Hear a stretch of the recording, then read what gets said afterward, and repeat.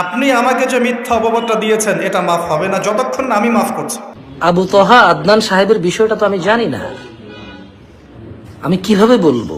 আপনি কি চাচ্ছেন আমি ঠিক আপনার মতোই আন্দাজের বলিবশত হয়ে কথা বলি? তাহলে আপনার মধ্যে আর আমার মধ্যে পার্থক্যটা কোথায় বলেন? আপনি কি চাচ্ছেন আমি আপনার মতো হয়ে যাই? আমার পক্ষে সম্ভব না আপনার মতো হওয়া। মানুষ হিসেবে আমার ত্রুটি আছে, ভুল আছে, অপরিপূর্ণতা আছে, থাকবে মৃত্যু পর্যন্ত। আমি কোনোদিন পারফেক্ট হইতে পারিনি, আমার বাবা আদম আলাইহিস সালাম পারফেক্ট হইতে পারে নাই। অপরাধ হয়েছে, আল্লাহ মাফ করছে, পবিত্র হয়েছে। পারফেক্ট আর পবিত্রের মধ্যে পার্থক্য আছে।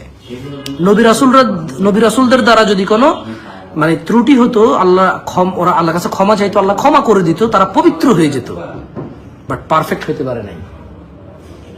তো আবু তহা আদনান সাহেবের ব্যাপারে আমি কি বলবো? আমি তো কিছু জানি না। ফেসবুকের পোস্টের উপরে ভিত্তি করে তো আমি কিছু বলতে পারি না। আর ফেসবুকের পোস্ট কখন যে